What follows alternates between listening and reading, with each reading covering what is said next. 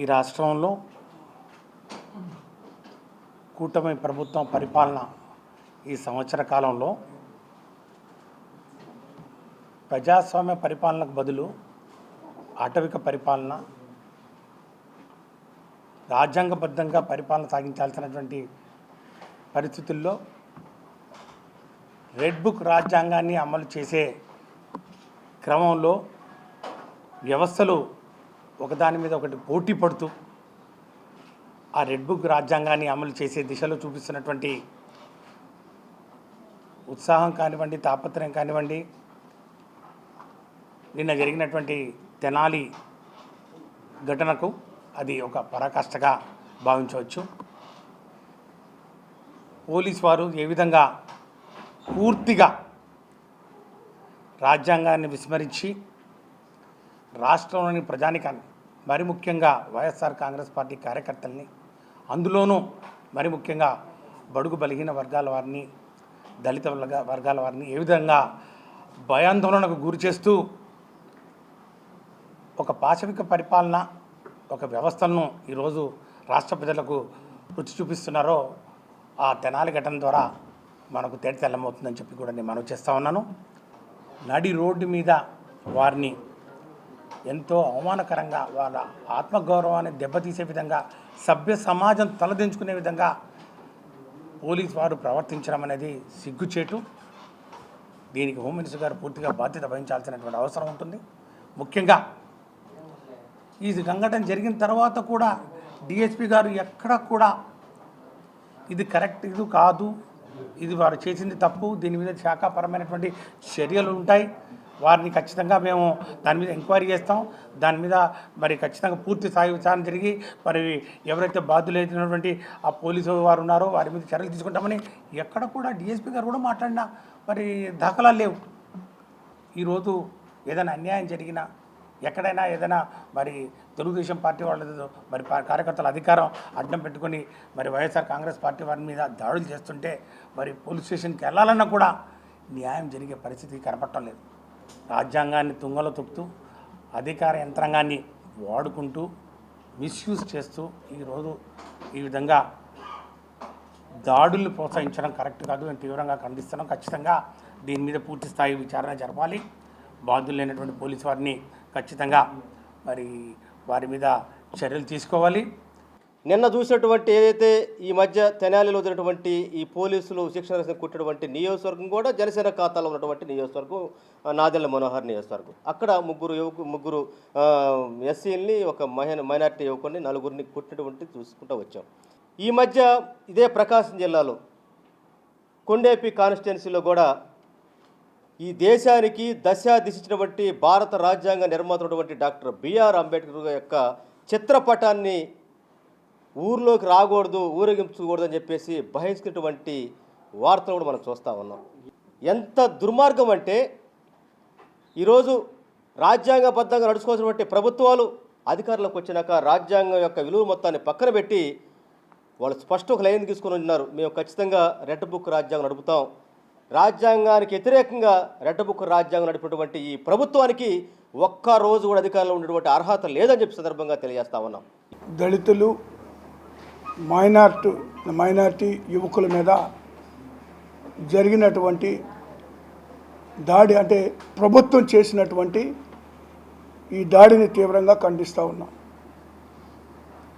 Police వ్యవస్థని అడ్డం పెట్టుకొని ఈ ప్రభుత్వం రాష్ట్రంలో ఉన్నటువంటి దళితులైతేమి, మైనార్టీలైతేమి, వైఎస్ఆర్ కాంగ్రెస్ పార్టీ కార్యకర్తలైతేమి, నాయకులైతేమి అందరి మీద కూడా ఒక పథకం ప్రకారం దాడులు చేయడం, అక్రమ కేసులు పెట్టడం, అరెస్టులు చేయడం,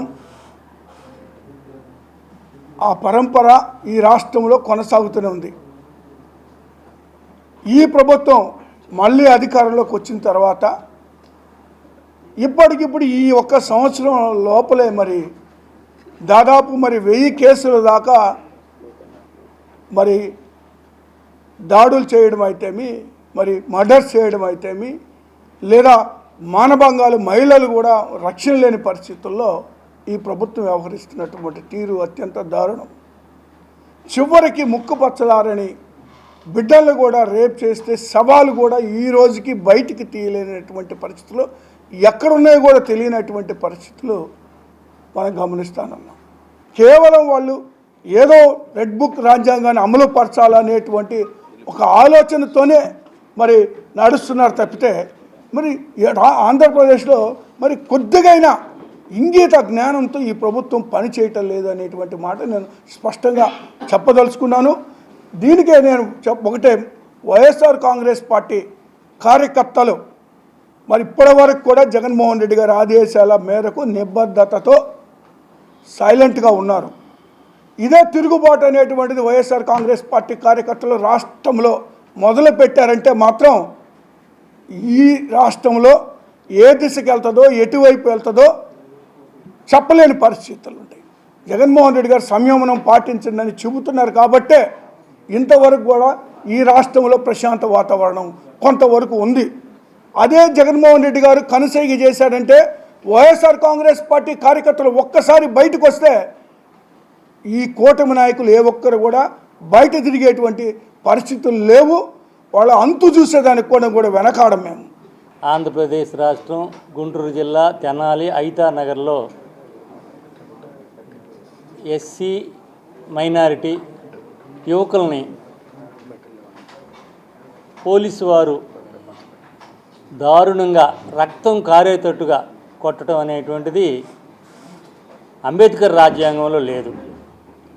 ఇది కొత్త రాజ్యాంగం ఆంధ్రప్రదేశ్లో నడుస్తూ ఉంది. మా ప్రభుత్వం ఉన్నప్పుడు ఆ రాజ్యాంగం ఈ రాజ్యాంగం అని చెప్పిన వ్యక్తులు వాళ్ళు ఎక్కడికి వెళ్ళారు? ముఖ్యంగా ఎఫ్ఐఆర్ రిజిస్టర్ అయిన తర్వాత ఫస్ట్ న్యాయస్థానానికి ఎఫ్ఐఆర్ వెళ్ళిపోయిన తర్వాత వీళ్ళకి ఎక్కడుంది హక్కు? ఈ పోలీసు వారికి యువకుల్ని గతంలో మనం వింటూ ఉండేవాళ్ళం, ఎక్కడో పోలీస్ స్టేషన్లో థర్డ్ డిగ్రీ ఉపయోగించి కొట్టేవాళ్ళు అది ఇదని. ఇవాళ బహిరంగంగా నడివీధుల్లోనే రక్తం గారేటట్టు కొడుతున్నారంటే ఈ రాష్ట్రంలో పోలీసులకి ఎందుకు ఈ విధంగా అటువంటి అక్రమంగా నిర్బంధించి కొట్టేదానికి చేసేదానికి ఈ ప్రభుత్వం ఎందుకు వాళ్ళకి ఎందుకు ఇచ్చింది? దీని మీద ఈ న్యాయస్థానాలు కానివ్వండి, హ్యూమన్ రైట్ కమిషన్లు కానివ్వండి, సోమోటోగా తీసుకోవాలా, రిజిస్టర్ చేయాలా. ముఖ్యంగా ఇది మళ్ళీ పునరావృతం కాకుండాలంటే నిజంగా చంద్రబాబు కానివ్వండి, ముఖ్యమంత్రి, హోమ్ మినిస్టర్ అనితమ్మ కానివ్వండి, వీళ్ళు జ్యుడిషియల్ ఎంక్వైరీ వేసి నేను జ్యుడిషియల్ ఎంక్వైరీ డిమాండ్ చేస్తాను. నిన్న తెనాలి ఐతానగర్లో జరిగినటువంటి ఘటన గురించి ఒక మైనార్టీ సోదరుడు, ముగ్గురు దళిత సోదరుడిని మెడ్ రోడ్డు మీద పోలీసు వారు విచారితరహితంగా కొట్టడం అనేది చాలా బాధాకరం. కూటమి ప్రభుత్వం అధికారంలోకి వచ్చిన కాడి నుంచి ఈ దళితుల్ని కానివ్వండి, ఈ మైనార్టీ సోదరుల మీద కక్ష సాధింపు చేయడం మీద తప్పితే పరిపాలనా విధానంలో వాళ్ళు చెప్పినటువంటి హామీలు ఏమి కూడా నెరవేర్చే పరిస్థితిలో వారు లేరు. వాళ్ళు చేస్తున్నటువంటి దాడులు కానివ్వండి, అరాచకాలు కానివ్వండి, అందరూ ప్రజలు గమనిస్తూనే ఉన్నారు. వీరికి రాబోయే రోజుల్లో తగిన గుణపాఠం చెప్తారని ఆశిస్తున్నాము. ఏ విధమైనటువంటి కార్యక్రమాలు ఈ రాష్ట్ర ప్రభుత్వం కానివ్వండి, రాష్ట్ర ప్రభుత్వ ఆధీనంలో నడుస్తున్నటువంటి పోలీసు వ్యవస్థ కానివ్వండి, జరిగినటువంటి కార్యక్రమాలన్నీ కూడా మీ ముందు పెద్దలందరూ కూడా మాట్లాడారు. ఇవన్నీ కూడా మీకు అందరికీ తెలిసిన విషయాలే. ఇది ఒక తెనాల్లోనే కాదు, గత సంవత్సర కాలంగా ఈ రాష్ట్రంలో ఏ మూలకెళ్ళినా ప్రతిరోజు దళితులు, బీసీలు, బడుగు బలహీన వర్గాలు, ముస్లిం మైనార్టీలు ఈ 4 వర్గాలనే టార్గెట్ చేసుకొని దాడులు చేస్తున్నటువంటి ఈ రాష్ట్ర ప్రభుత్వానికి సహకరిస్తున్నటువంటి పోలీసు వ్యవస్థ, వీటన్నిటిని ప్రజలు గమనిస్తూ ఉన్నారు. ప్రత్యేకించి నిన్న తెనాలిలో జరిగినటువంటి సంఘటన మనం కూలంకుషంగా పరిశీలించినట్లయితే వాళ్ళు ఏం తప్పు చేశారో ఎవరికి తెలియదు. పోలీసులు చెప్పేటువంటి కట్టుకథలు అవి పేపర్లో చూడటం తప్ప, ఒకవేళ ఒక తప్పు చేస్తే రాజ్యాంగబద్ధంగా ఒక కేసు కట్టడం, వాళ్ళ మీద కోర్టుకి రిమాండ్ పెట్టడం, లేకపోతే ఏదో దానికి ఏదో కొంత చట్టపరమైనటువంటి కార్యక్రమాలు ఏదో ఒక పెద్ద సినిమా హీరోలాగా సినిమాల్లో చూస్తామని తప్పితే నిజ నిజమైనటువంటి సమాజంలో నిన్న మాత్రమే చూడగలిగాం. నాకు తెలిసి నాకు ఒక వచ్చిన తర్వాత ఎలాంటి కార్యక్రమాలు ఎక్కడా కూడా చూడలా. ఒక సిఐ కాలు మీద మోకాల మీద తొక్కి పెడితే ఇంకో సిఐ కట్టెలు ఇరిగేటట్టుగా కొడితే వాళ్ళు పిల్లలు ఏడుస్తూ ఉంటే కనీసం మీ కనికరం ఎక్కడ కనపడలేదని అంటున్నా. అది కూడా జరిగింది ఎక్కడ ఇందాక కనకరామన్ అన్నట్టుగా ప్రశ్నించడం కోసమే నేను పార్టీ పెట్టాను అన్నటువంటి పవన్ కళ్యాణ్ గారు, ఆయనకి A to Zగా ఉన్నటువంటి నాదెండ్ల మనోహర్ గారి నియోజకవర్గంలో జరిగింది. ఇదేనా ప్రశ్నించడం? అదే కాకుండా ఇంకా ఈ రాష్ట్రంలో జరిగేటువంటి ఈ సంవత్సర కాలంగా జరిగినటువంటి దాడుల మీద ఈ రాష్ట్రంలో ఉన్నటువంటి దళిత మంత్రులు, దళిత శాసనసభ్యులు వాళ్ళు ఏమయ్యారు, ఎటుపోయారు అని చెప్పి అడుగుతా ఉన్నా. దీని మీద ఇప్పటికైనా చాలా విషయాలు అన్నోళ్ళు పెద్దోళ్ళు మాట్లాడారు. కూలంకుషంగా సమగ్ర విచారణ జరపాలి. చట్టపరమైనటువంటి చర్యలు, ఎవరైతే ఆ యొక్క ముగ్గురు యువకుల్ని అతి దారుణంగా హింసించి కొట్టి ఇబ్బందులకు గురి చేశారో వాళ్ళని తక్షణమే సస్పెండ్ చేయాలని చెప్పి వైఎస్ఆర్ కాంగ్రెస్ పార్టీ తరఫున డిమాండ్ చేస్తూ, మరి అన్న సురేష్ అన్న చెప్పినట్లుగా జాతీయ రాష్ట్రంలో ఉన్నటువంటి ఈ మానవ హక్కుల సంఘానికి మేము పార్టీ తరఫున ఫిర్యాదు చేస్తాం. చట్టపరమైనటువంటి పోరాటానికి మేమందరం కూడా సిద్ధంగా ఉన్నామని చెప్పి ఈ సందర్భంగా తెలియపరుస్తూ ఉన్నాం.